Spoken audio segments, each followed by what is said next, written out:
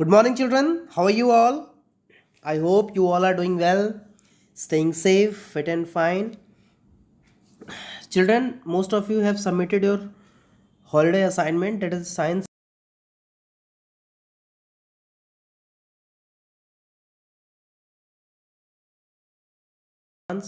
to submit. If you have not submitted yet, today you can submit till evening. After that, I will not accept any holiday homework.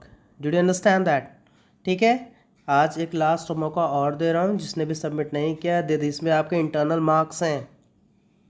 You are getting my point? Okay. Here we are starting. Last on we have discussed about the standard unit of measurement. मैंने आपको बताया था, ठीक है, कि there should be a standard measurement to measure anything. For example, we are having for the distance we are having a meter, that is the SI unit, है ना. 1 meter is equal to 100 centimeter, 1 centimeter is equal to 10 millimeter, है ना. They are the smaller units. Larger units are kilometer. It is 1 kilometer is equal to 1000 meter. ठीक है, तो this all we have discussed. We have discussed how in ancient India the small length measurements has been used like angul, mutti, finger and all, है ना. Today we are going to discuss the correct measurement of the length. How will measure the correct length? ठीक है, आप लोग scale का use करते हो, but बहुत सारे बच्चे they don't know how to use the scale correctly. ये बहुत इंपॉर्टेंट है कि आप करेक्टली जो है सही तरीके से किस तरह से आप स्केल का यूज़ करते हैं, है ना. हम अपने डेली लाइफ में बहुत सारे वेरियस टाइप को मेजरिंग डिवाइसेस यूज़ करते हैं. We use a meter scale for measuring the length. A tailor uses a tape, whereas a cloth merchant uses a meter rod, है ना. तो for measuring the length of an object you must choose a suitable device. ये बहुत important है. अगर आपको कोई चीज़ length major करनी है तो उसके लिए आपको सुटेबल डिवाइस चाहिए, है ना. अगर आपका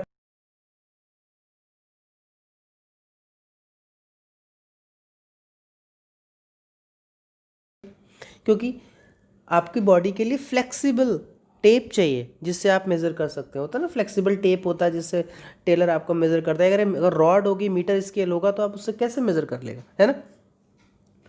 तो किसी भी चीज़ को लेंथ को मेज़र करने के लिए आपके पास सुटेबल मेज़रमेंट डिवाइस होना चाहिए, है ना, तभी आप कर सकते हो. For a small measurement such is the length of your pencil you can use a 15 centimetre scale, है ना. अगर एक छोटा आपको अपनी पेंसिल को मेज़र करना है तो उसके लिए आप अपने ज्योमेट्री बॉक्स से जो आपका 15 सेंटीमीटर का जो स्केल होता है you can measure with that, है ना. And taking the measurement of a length we need to take care of the following. These points are very important which I am going to tell you. ठीक है, अगर आपको length की measurement करनी है, ठीक है, तो आपको कौन कौन से बातों का ख्याल रखना है. What precaution you should take while measuring the length. Okay, so here it is the first point. Place the scale in contact with the object along its length as shown in figure 10.7. Okay, so the first point is कि जब भी आपको measurement लेना है तो जिस भी object का मेजरमेंट आपको लेना है वहाँ उसके कांटेक्ट में आपको अपने स्केल को क्या करना पड़ेगा, प्लेस करना पड़ेगा along its length. आप देख सकते हो figure 10.7 he has taken it. Okay, in some scale the end may be broken. हो सकता है कि आपका स्केल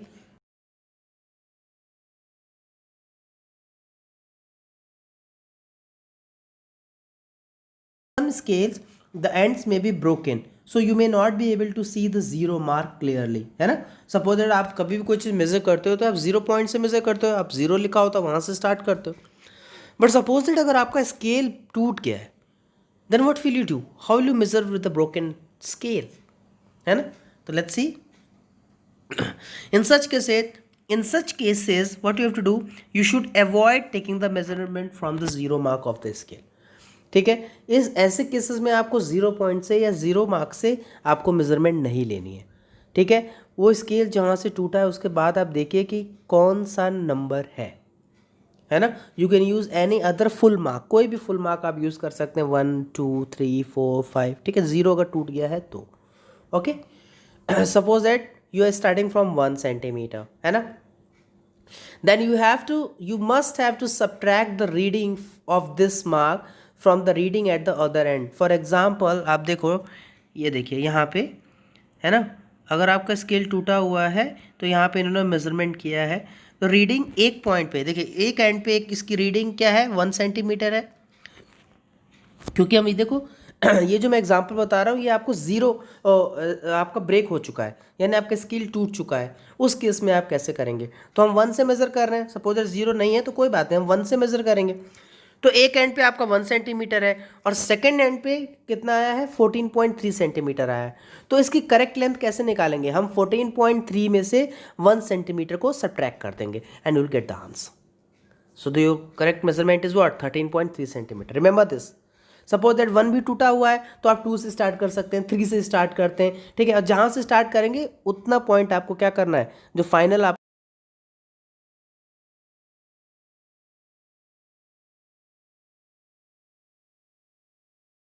ठीक है। अगर नहीं ये अभी भी समझ में आया होगा तो आप मुझसे पूछ लेना, मुझे मैसेज कर देना, मैं समझा दूंगा, ठीक है। इजी है, बहुत टफ नहीं है। Third point, the correct position of the I is also important for taking the measurement. आपको पता है जब कभी भी हम मेजरमेंट लेते हैं तो हमारे आई की पोजीशन क्या है, ये बहुत इंपॉर्टेंट है ना। आपके आई की पोजीशन क्या है, आपके आई किस एंगल पे है, किस तरह है, तो इट्स वेरी इंपॉर्टेंट है ना कि आप किस तरीके से वहाँ पे अपने आई की पोजीशन को रखते हो। तो आइए देखते हैं। Your eyes must be exactly in front of the point where the measurement is to be taken. जिस पॉइंट पे जहाँ भी आप मेजरमेंट ले रहे हैं उसके जस्ट सामने आपकी आंख होनी चाहिए। ये नहीं कि आप जो है कॉर्नर से देख रहे हो या थोड़ा उसके दूर से देख रहे हो, नहीं, अभी तो वो आपकी पोजीशन क्या हो जाएगी, गलत हो जाएगी, है ना। आप फिगर 10.9 में देखिए, आपको जो मेजरमेंट लेनी है जहाँ पे, है ना, तो इस ये जो फिगर है इसमें जो ए वाला है और जो सी वाला है ये दोनों गलत पोजीशंस हैं। अगर आप यहाँ पे अपने मेजरमेंट्स को देखोगे तो हमेशा you will get the what wrong markings. Okay okay बेटा। So here the B is the correct position. आप देख सकते हो अगर आपने स्केल में कोई चीज मेजरमेंट कर रहे हो तो बी एकदम उसके सामने है जिस पॉइंट को आपको मेजर करना है ना। तो जो बी होगा that will have the correct measurement, जबकि सी और ए क्या करेंगे, रॉन्ग मेजरमेंट देंगे, है ना। तो इस तरीके से इस चीज़ को ध्यान रखना कि your the position of the eye should also very important for taking the measurement. Your eye should must be exactly in front of the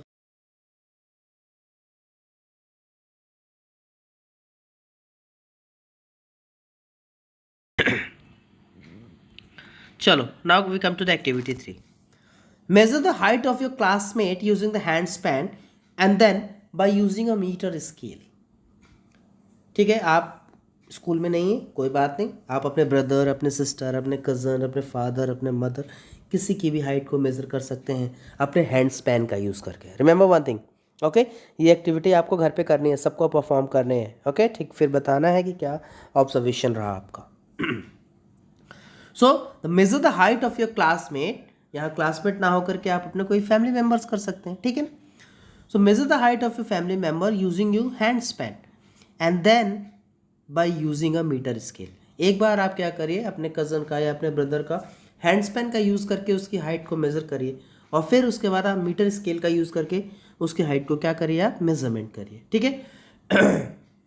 इसके लिए आपको क्या करना है, अपने फैमिली मेम्बर को बोलना है कि एकदम स्ट्रेट खड़ा रहे, stand with his back against the wall, है ना। दीवार के सहारे एकदम स्ट्रेट खड़ा होना है, यानी आपकी जो उनकी जो पीठ होगी वो दीवार से सटी हुई होगी और एकदम स्ट्रेट खड़े होंगे वो, ठीक है, बिल्कुल झुके हुए नहीं होने चाहिए। Now mark make a mark on the wall exactly above his head, है ना। आपको क्या करना है, उनके सिर से सटा करके एकदम जो मार्क लगेगा आपको अपना दीवार पे छोटा सा मार्क बना लेना है पेंसिल से, ठीक है, जिससे बाद में आप इरेज कर सको, दीवार खराब नहीं होनी चाहिए, ठीक है। So make a mark on a wall exactly above his head. Now what you have to do, now measure the distance from the floor to this mark on the wall with your hand span, ठीक है। अब आप क्या करिए, अपने hand span का use करके नीचे से स्टार्ट करके जो पॉइंट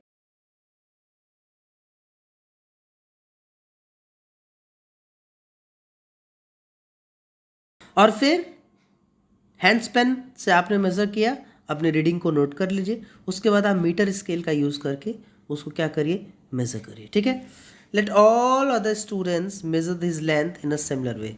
ठीक है, इसीलिए आप फैमिली मेम्बर्स को और भी लोगों का आप कर सकते हैं। रिकॉर्ड ऑल द ऑब्जर्वेशन इन 10.3। ठीक है, 10.3 में यहाँ पे आपको मेजरमेंट ऑफ हाइट में आपको करना है who major the height in hand span and your height in what centimetre. तो दोनों चीज़ लिखनी है। अगर आपके पास मीटर स्केल नहीं है तो आप मीटर टेप का भी यूज़ कर सकते हैं। ठीक है, now study carefully the results obtained by different students या different family members. The result in the column 2 may be different from each other as the length of the hand span may be different for different students. है ना, आप देख सकते हो कि अगर आपकी हाइट अलग अलग स्टूडेंट्स, है ना, जैसे फॉर एग्जांपल कि आप खड़े हो गए दीवार के सहारे, ठीक है, एक बार आपकी मम्मी ने अपने हैंड स्पैन से आपको मेज़र किया, एक बार आपके पापा ने आपको हैंड स्पैन से मेज़र किया, एक बार आपके भाई ने आपको हैंड स्पैन से मेज़र किया, उनके हैंड स्पैन से, तो सबका अलग अलग आएगा। लेकिन जब वो मीटर स्केल से या मीटर टेप से करेंगे तो सबकी रीडिंग क्या होगी, सेम आएगी। है ना, ये ऑब्जर्वेशन आपको देखना है, करना है।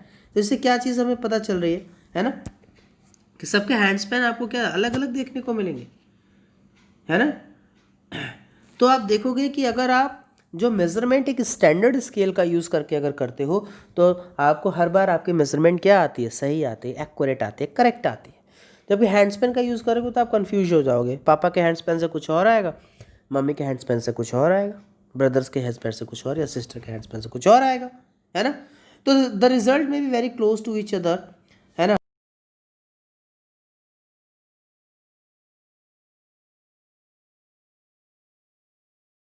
डिफरेंस क्योंकि उनके हैंड स्पैन का साइज क्या है, अलग अलग है, ऑब्वियस है ना।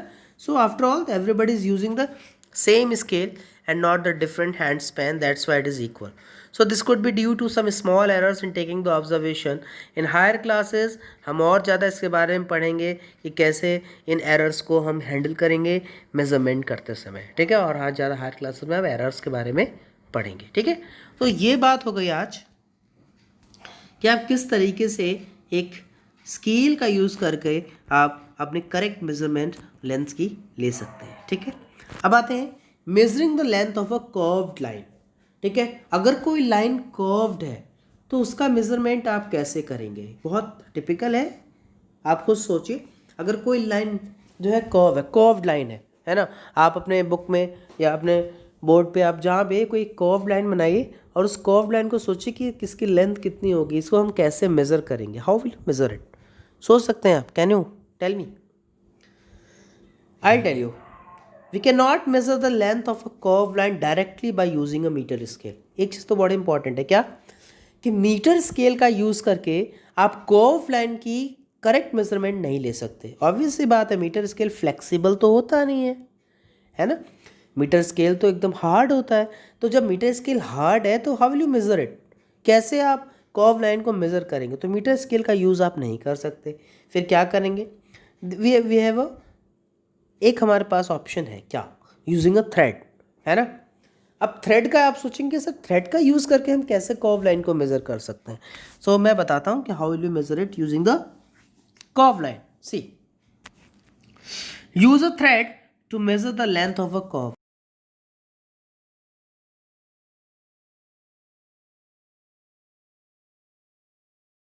देखिए ए से बी तक, देख रहे हो आप किस तरीके से कर्व है ये लाइन। तो ए से बी तक आपको इस कर्व लाइन को क्या करना है, मेज़र करना है। ठीक है, put a not on the thread near one of its and.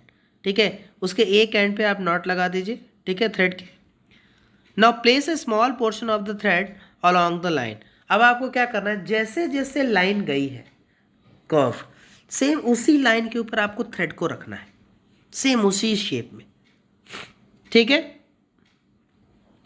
now place a small portion of the thread along the line keeping it taut using your fingers and thumb। अपने thumb और finger का use करके आपको थोड़ा थोड़ा करके उस thread से मेज़र करना है और फिर उस थ्रेड से आगे बढ़ते चले जाना है। ठीक है, ऐसे करते करते आप पॉइंट बी तक पहुंच जाएंगे।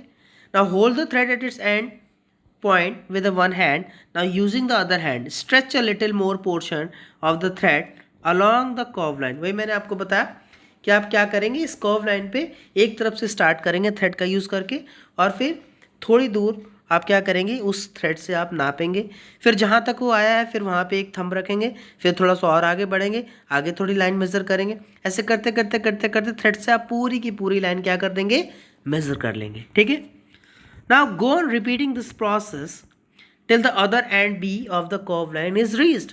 और इस तरीके से करते करते आपको कहाँ तक पहुँच जाना है, आपको अदर एंड यानी बी जो कर्व लाइन की बी एंड है वहां तक आपको ऐसे ही जाना है।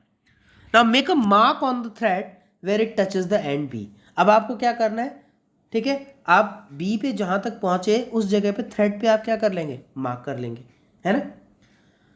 Now stretch the thread along a meter scale. अब उस थ्रेड को जिस,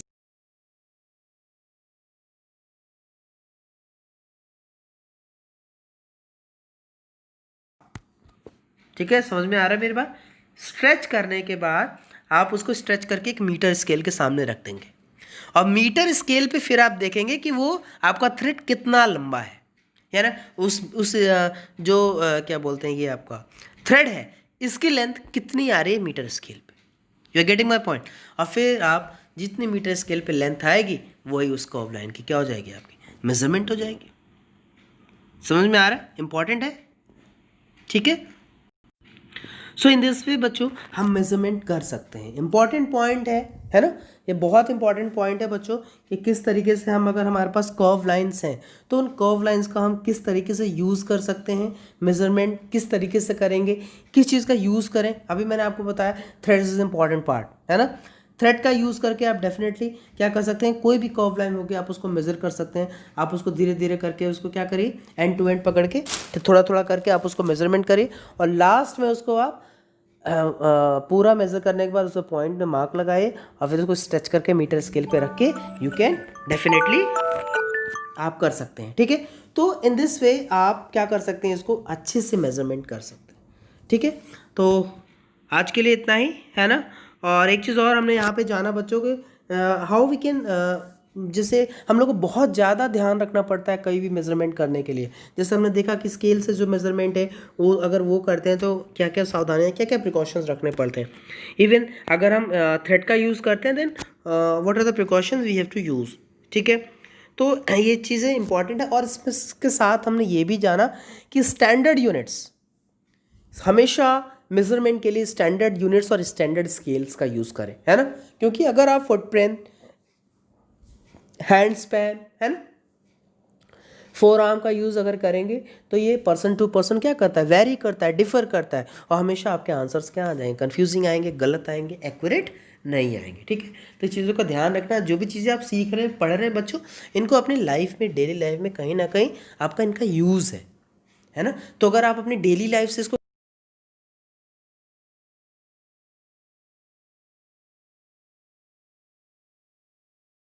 मूविंग थिंग्स अराउंड अस, यानी हमारे आसपास मूवमेंट, मोशन कैसे होता है, कितने टाइप के मोशन होते हैं, ये सारी चीज़ें देखेंगे। इंपॉर्टेंट पार्ट है और बहुत मज़ा आने वाला है लास्ट लेक्चर में। ठीक है, होमवर्क में बच्चों आपको क्वेश्चन नंबर 1, क्वेश्चन नंबर 2 का first and second, fill in the blanks का first and second, question number 3, question number 4 and question number 5। ठीक है, ये आपके होमवर्क है।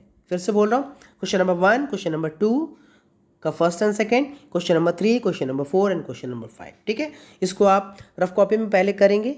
ठीक है, और अगर आप श्योर हैं अपने आंसर्स को लेके तो आप फेयर कॉपी में भी कर सकते हैं। ठीक है, और जैसे ही चैप्टर खत्म होगा ये एक्सरसाइजेस हम डिस्कस करेंगे। ठीक है, इनके आंसर्स मैं आपको दूंगा। ठीक है ना, तो मिलते हैं नेक्स्ट लेक्चर में बच्चों। आई होप ये वीडियो बहुत अच्छा आया होगा समझ में। आपको कोई प्रॉब्लम, कोई भी अगर परेशानी है तो आप मुझसे मैसेज कर सकते हैं, मुझसे पूछ सकते हैं। ठीक है, मिलते हैं नेक्स्ट लेक्चर में। तब तक के लिए बच्चों टेक केयर, बाय बाय।